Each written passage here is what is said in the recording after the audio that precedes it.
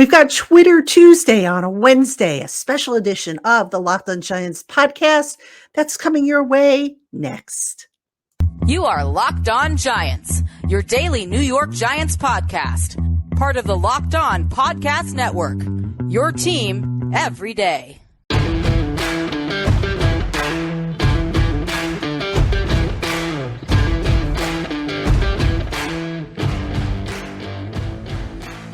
Hello, New York Giant fans, and welcome to another edition of the Locked On Giants podcast, part of the Locked On Podcast family, your team every day.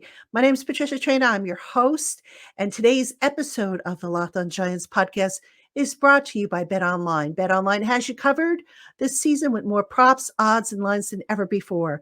BetOnline, where the games start. And as I promised yesterday, we have a special listener mailbag, usually our Twitter Tuesday that we do on Tuesday. We're doing it today on Wednesday's show because why not? Let's change it up a little bit, right? Let's do something a little different and have a little fun with it. So it's a relatively light mailbag. We have about 10 questions or so that came in via Twitter, via email. We're going to go through all of them today. And as always, if you want to participate in our weekly mailbag, the information can be found in the show notes. You can tweet to me at Patricia_Traina. You can email them to lockedongiantspodcast@gmail.com.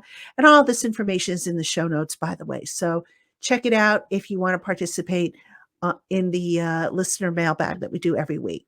All right, let us jump right into your questions. First up, we hear from James A., who says, I noticed over the bye that your guests haven't been as bullish on DJ, that being Daniel Jones. You yourself have cooled a little bit too. His passing this year hasn't been great, but I look at some games like the New Orleans games last year, add to that what he's done this year, and I think he could be special. Do you agree? James, I think the jury's still out. And also, actually, let me back up a little bit. When you say he could be special, are you talking Pat Mahomes special, Josh Allen special, or like Geno Smith special? So I don't think Daniel Jones is in the same category right now as a Patrick Mahomes or a Josh Allen. I think he could be a Geno Smith. And I have said, and I will continue to say, that I think the Giants can win with Daniel Jones. Is he a guy, though, that they can win without? I wouldn't go so far as to say that. Of course, we haven't found that out if he is or not. But, you know, again, when we do analysis, we're taught in the scouting academy, is the guy someone that a team can win with or without? And if it's someone that they can win without, then that's how you know you have to upgrade. I think the jury is still out on Daniel Jones. He's done a lot of things right. I will give him that. The numbers, as you have pointed out, haven't been great. Not all of that is his fault, but at the end of the day, you've got to look at the entire body of work. All right. Is he going to get better? What's his ceiling? Is he missing throws, which I know for a fact he is. Is he making the right decisions? Is he getting the ball out of his hands quickly? Is he looking at his second read? There's so much that goes into this. And I think, you know, in talking and listening to some of the people that have played the game who understand the position a little bit better than I think most of us do, the jury's still out. And I think it's very telling that over the bye, that Daniel Jones, when he was asked if the Giants came to him to start any talks about a contract extension, he said they hadn't. And that does not surprise me.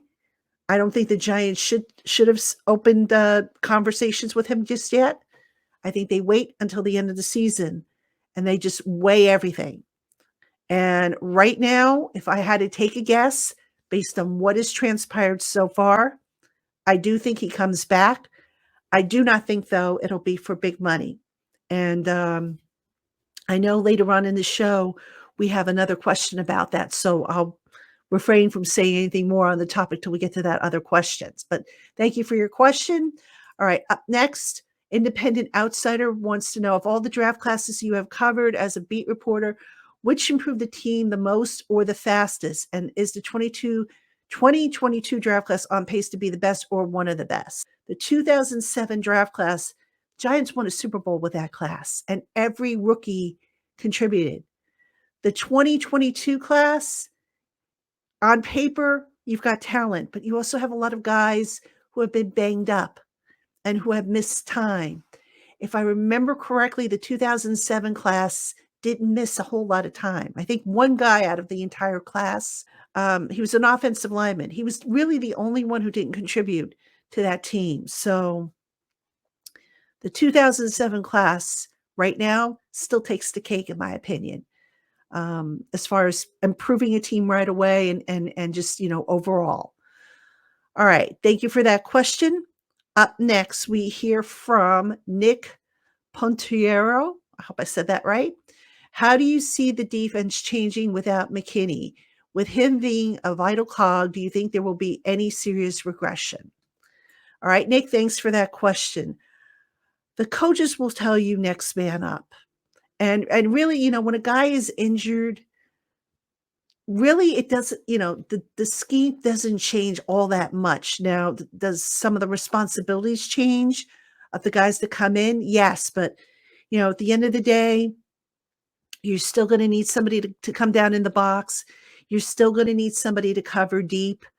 You're still going to need somebody who can hopefully cover sideline to sideline. I mean, if there's one thing that I think the Giants are going to miss with not having McKinney in the lineup, is that speed that he brings from the sideline to sideline range. So that being said, I do know that the coaches like Dane Belton. That's why they brought him in, to potentially be that third safety, or if they lose Julian Love in free agency, to step into the starting lineup. So I'm not as concerned, I would say, at this point about the McKinney loss. It stinks, don't get me wrong. I have my thoughts about what happened, whether he knew it or not.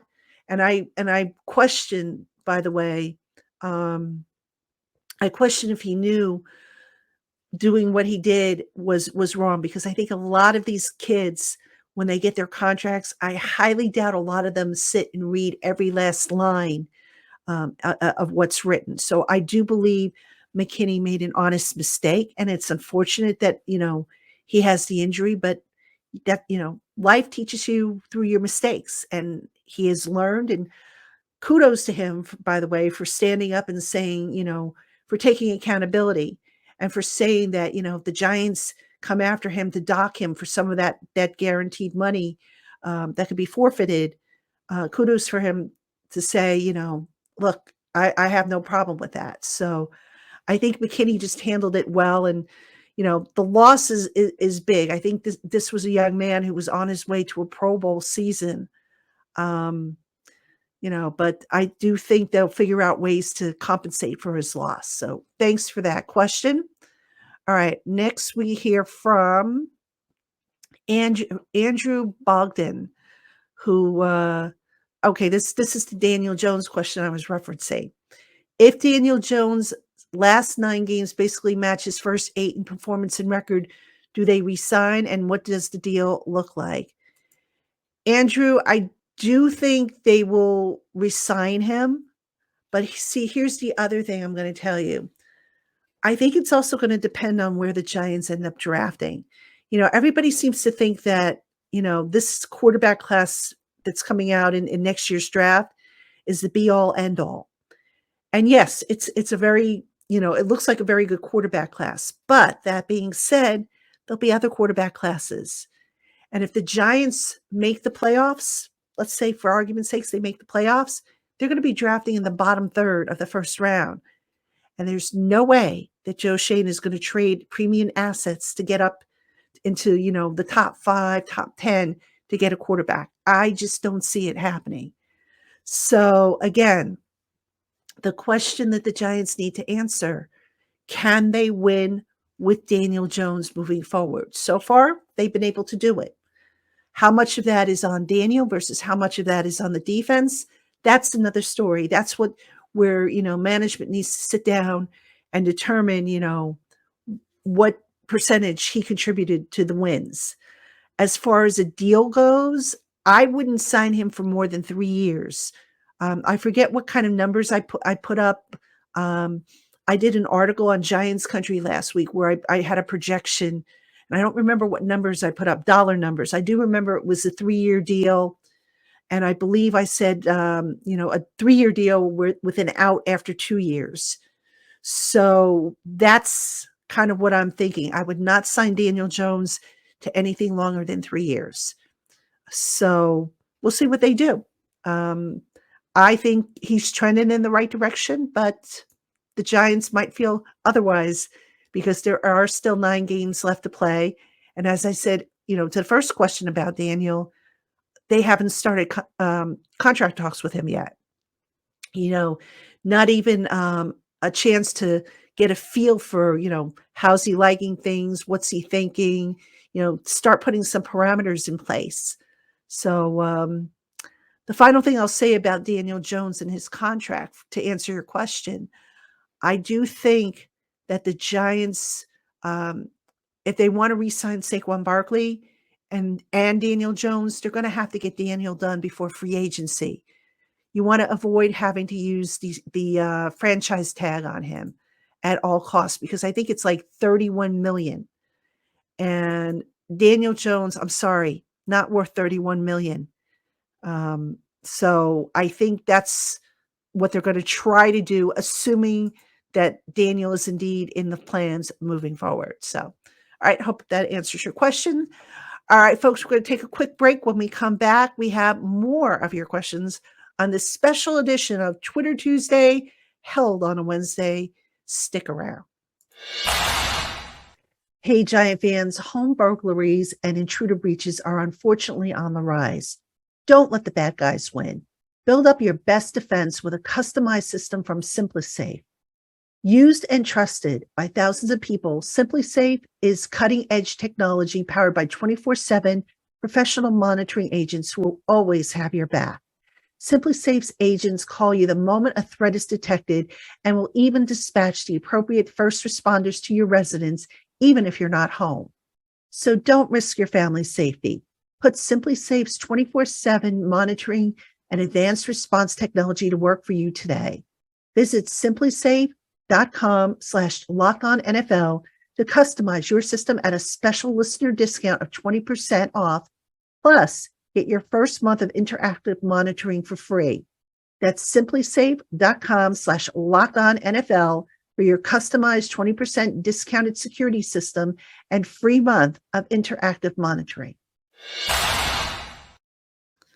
All right, Giant fans, welcome back to the Locked On Giants podcast. I'm Patricia Traina. Happy to have you with us on this Twitter Tuesday, being held on a Wednesday. Changing it up a little bit because why not? It's my show. I could do that every once in a while, right? Appreciate you making us your first listen of the day, or if watching on YouTube, your first watch of the day. And before I get into the next round of questions, we have about 6 more questions left on this mailbag edition of the Locked On Giants podcast. Just coming up the rest of the week. On Thursday, it is the crossover show, the return of the crossover show.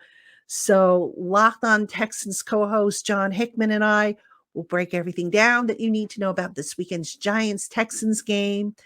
Then on Friday, I might have 2 shows for you. That's right. On Friday, I may have the interview with the injury expert who I'm speaking with on Thursday. So if that goes off as scheduled, which I believe it will, I will tape that show and I will run that for you on Friday. And then I think Friday night, we are going to be doing live, Locked On Giants live, Traina, Tana, and the dog. And we'll see how Tana rates me when it comes to my catchphrase that I'm trying to develop. So we'll see if he remembers to bring the cards. Should be fun either way. So hope you will tune in. Lots to come on the Locked On Giants podcast. And again, thank you for being a part of it. Appreciate the questions, the listens, the comments, the support, everything.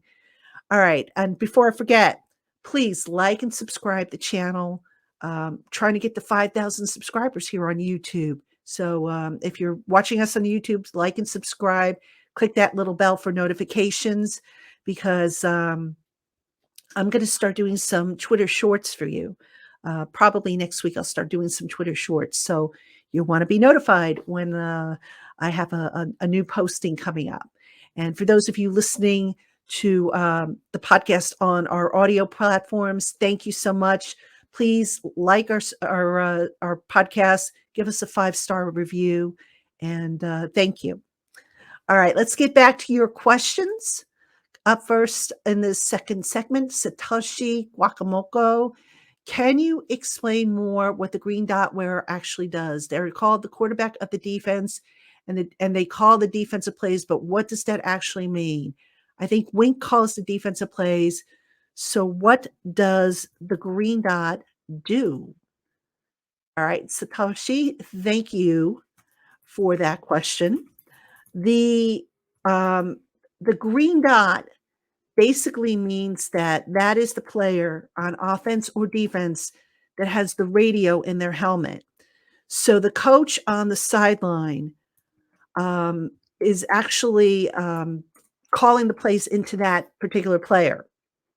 So in the case of the offense, Daniel Jones is getting the calls to the from Mike Kafka up in the booth.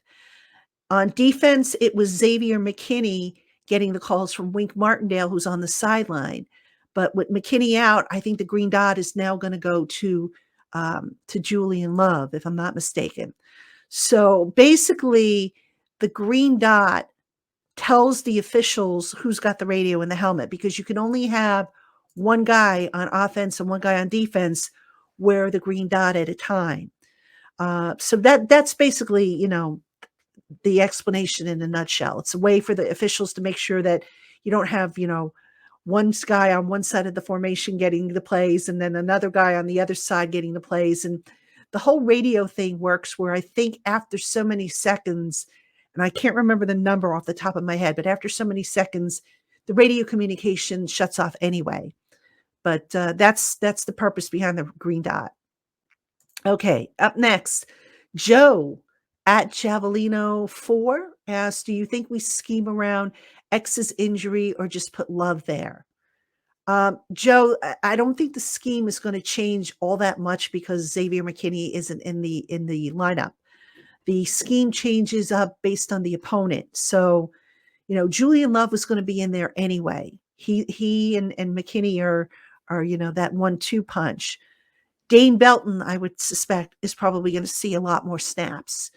I think maybe Landon Collins, if he is brought up, which I believe he will be brought up as a standard elevation, he may see some snaps at safety.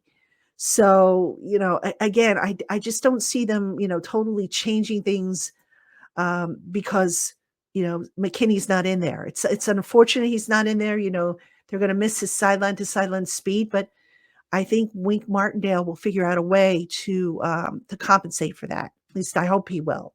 So thanks for the question. All right, next, Kermudjuan 68. How do you envision the Giants juggling the contracts of Dexter Lawrence and Leonard Williams? I believe Williams will make $32 million next year, which seems untenable. I'd be stunned if they let Lawrence go. Okay, here's what I could see happening, and it's early. This is subject to change, but let me just take a quick look at Leonard Williams' contract because I want to see when that contract ends. I think he's got another year, but let me just double check. All right, he does. He has one more year. Yes. Okay, so he has one more year. What I could see happening is the Giants, if they feel Leonard Williams is playing at a high enough level, which prior to his injury he was, maybe they go to him and they say, you know what, Leonard, we want you to stick around. So we want to extend you. And if they do extend him, what I see them doing is ripping up the final year of that contract, the 2023 year, and extending it. So getting Leonard's number, that $32.26 million number, down. Now, Dexter Lawrence, as you know, is on the option year. They picked up his option. So with Dexter, what the Giants can do is they can look to extend him as well. But here's the caveat with Dexter.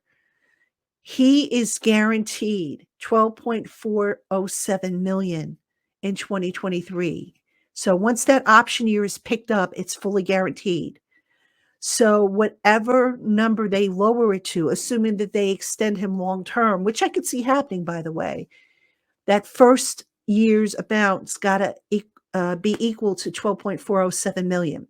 So it could be a low base salary and a roster bonus and a workout bonus and the prorated signing bonus, or he could get a signing bonus for 12, it's 12.5 million, which would satisfy the criteria. So yeah, there's some cap gymnastics that they could do to make them both fit, but it's contingent on, do they want to extend Leonard Williams and rip up, the final year of his deal, which by the way includes the voidable year? Do they, want to extend Dexter Lawrence next year, or do they want to wait until after 2023? So these are decisions that General Manager Joe Schoen's going to have to make. It is tempting to do all the extensions, but you can't do them all at once.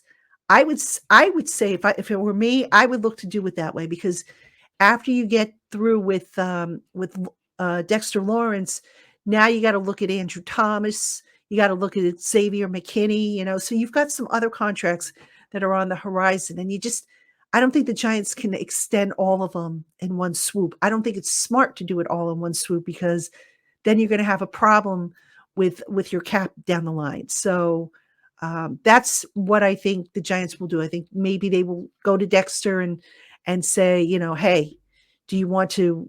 I'm sorry, they'll go to Leonard and say, do you want to extend?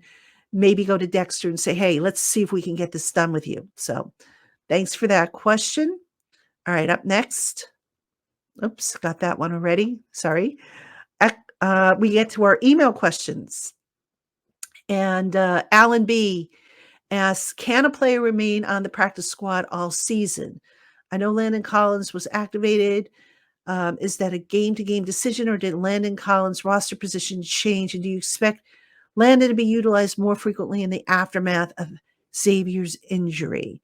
Okay. Excuse me. Let's take the first question here. Yes, a player can remain on the practice squad all season. The problem is now he can be poached.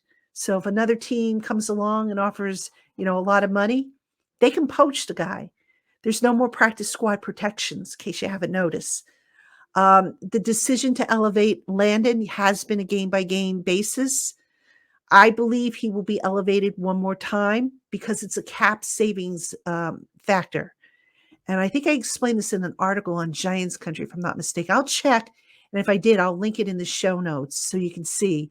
And by the way, I'm aware some of you guys want me to do a show on the cap. So I still got to figure out timing and how I'm going to present it to you. But there's some cap gymnastics that have to be done. But I do think at some point Landon is going to be on the 53-man roster. I do not think it's going to be this week. I'd be surprised. Take advantage of the low cost to bring him up as a standard elevation. And then maybe next week, if you've got a roster spot, then you look to bring him up to the 53. Now you asked, is he going to get more snaps with Xavier McKinney out? I don't think that would have mattered, to be honest with you, because the Giants have had Landon Collins playing inside linebacker. So I think the guys that are going to benefit from McKinney being out are going to be Jason Pinnock and Dane Belton. So those are the two that I think are going to get the most snaps, like I said, with McKinney being sidelined. All right, folks, we got 2 more questions left, I believe. So we're going to take a quick break. When we come back, we'll answer those. Stay with us. Hey, Giant fans, whether you're looking to pop the question, have a milestone to celebrate, or you're looking for that special piece to celebrate the holidays, Blue Nile can help make your celebrations even more memorable. Blue Nile offers the largest selection of independently graded diamonds and pieces priced significantly below traditional retailers, and they've helped millions of couples create their perfect engagement ring, including the one that I wear. Use their easy online tools to create the perfect engagement ring. Or again, if you're looking for that special one-of-a-kind piece to commemorate a special occasion, Blue Nile has jewelry experts on hand 24/7, available via phone or chat to help you find a memorable gift no matter what your budget. Shop stress-free with Blue Nile's 100% satisfaction guarantee. All Blue Nile orders are insured and shipped for free in discreet packaging. They also offer overnight shipping if you're in a rush. So go ahead and make your moments sparkle with Blue Nile. Go to BlueNile.com and use the promo code LOCKEDON to save $50 off your purchase of $500 or more. Again, that website is Blue Nile, BlueNile.com, and that promo code is locked on to save $50 off your purchase of $500 or more. BlueNile.com, promo code locked on. Welcome back, Giant fans, to the Locked On Giants podcast. Patricia Traynor with you. Thank you so much for tuning in to today's Twitter Tuesday on a Wednesday. Why not? Again, it's my show. I can change things up. So again, reminder, tomorrow we will have the crossover show. John Hickman joins me. We will talk about the Giants and the Texans. The Texans, a team the Giants don't see very often. So very curious to see what John has to say about the Houston Texans and the biggest storylines, the key matchups as he sees it, and that sort of thing. Friday, we will probably have the injury expert on the program. I'm going to probably do two shows for you. The Friday show will be, the recorded show will be with the injury expert, and then Locked On Giants Live with Tana and the dog. So make sure you check us out, and should be a lot of fun. And then starting next week again, don't forget, I'm going to try and do some Twitter shorts. I'm going to try and do some YouTube shorts for you here. Just little updates and stuff. They're about a minute or so a pop. So something new we're going to try here on the Locked On Giants YouTube channel. So I hope you enjoy those. All right, let's get to these remaining questions. We have two left. So let's kick this off. Let's see. We have Damon from Down Under. With X being out for at least the next 4, can you see Collins taking a lot more snaps?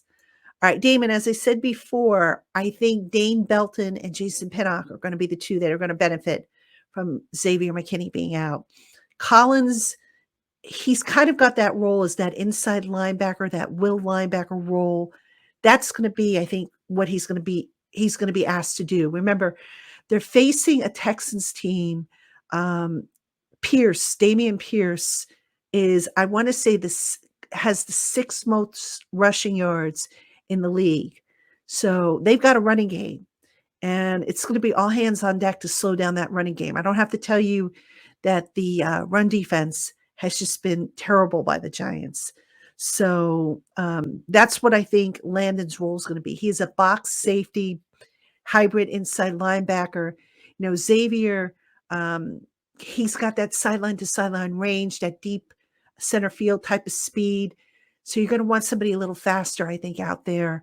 So I'm not sure that that's really Landon's forte, if you will. All right. So thanks for your question, and greetings to everybody down under, all our Giant fans down there. Thank you for tuning into the show. All right. Final question comes from Andrew G. Do you think the way Jones has played, he's going to be back next season? Or do you think with the added draft capital, Shane is going to trade up and start over with a quarterback again? All right, Andrew, again, I think that it depends on where the Giants are going to draft. I keep saying this. I know people were like, what are they going to do? Where are they going to draft? If the Giants are drafting in the bottom third of the first round, they're not trading up. It's not like they're one quarterback away. They've got to get a receiver. They've got to, add to the cornerbacks. They've got to maybe get a second tight end. Offensive line help is always, nice to have. So they've got some things they need to do. And I just don't see them, if they're drafting in the bottom third of the first round, I don't see them trading up.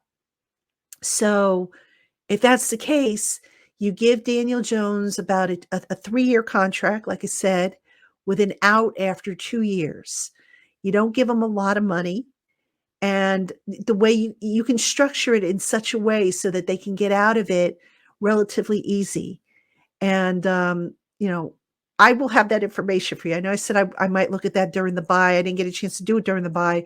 I just had basic numbers, but I'm holding off on Daniel Jones because, I think right now Saquon's the contract I need to focus on because I think that's more of a given than Daniel's contract. Daniel's contract, I think, like I said, if the decision had to be made today, I think it would happen. But I'm thinking, to wait on Daniel because 9 more games. I want to see how this team does coming out of that 5-game stretch against the NFC East. I think that's going to be very telling as to, what this team has. Because if you can't compete within your own division, then you know what? You might as well go back to the drawing board. So I suspect that's something that Shane and Brian Dable want to take a look at. So overall, I would say, and I know I sound a little bit wishy-washy here, but right now, today, I would say, yes, Daniel probably comes back on a 2 to 3 year deal. Do the Giants draft a quarterback? Don't think it happens. I'd be very, very surprised if it happens because, again, if the Giants make the playoffs, they're not going to be in a position to get a guy high up. Now, unless the rankings that we're starting to see on these quarterbacks vary according to the Giants scouts, which, it happens. Sometimes the media and the draft analysts, they have guys ranked higher than the actual NFL community does. So, but I think if you really want a true franchise quarterback, you have to be like in the top 5 or so, top 6 maybe to get one. And right now, the Texans are up there. I think I want to say Detroit's probably up there. You've got so many teams that are going to need quarterbacks next year. It's going to be a mad scramble. And that's the other factor. We talk about, quarterback factors. Everybody seems to think that, if the Giants want Daniel Jones back, it's a slam dunk. Not necessarily, because what happens if, say, for example, the Indianapolis Colts say to themselves, we like what we've seen of Daniel Jones on film. We want to sign him. Then what? It could happen. I mean, you saw what the craziness that happened with the Colts this past week. So you can't rule that out either. And that's something that a lot of people aren't really talking about. What if another team comes along and makes Daniel Jones an amazing offer, one that the Giants aren't willing to match? Well, then the fallback plan, obviously, is Tyrod Taylor, which is why they structured Tyrod Taylor and his contract the way that they did. So a lot of what ifs still to be determined, but I can tell you, I'm fairly certain that the Giants will not trade up if they are drafting in the bottom third of the first round to get, a premium quarterback. Will they maybe trade up a few spots? Possibly. But get everything squared away. Get a good receiver in, finish building the offensive line. There's going to be, center's going to be up for grabs, I think, next year. So you ask yourself, is are you going to draft the center or are you going to go with Nick Gates? Make a decision on left guard. Is it going to be a Zudu for the long term? Shane Lemieux? Which direction are you going to go there? And just keep building, get a tight end, another tight end to complement Bellinger, and just keep building up, and just see. So that's how I see it playing out. All right, folks, that is the last of the questions for this week. Told you it was a small mailbag, but a good one nonetheless. So I want to thank everybody for sending in their questions and participating in this special edition of Twitter Tuesday on a Wednesday. Again, we will be back tomorrow with the crossover show with Locked On Texans co-host John Hickman. You will not want to miss it. So until then, everybody, I'm Patricia Traina, Thank you so much for tuning in, and we will catch you tomorrow.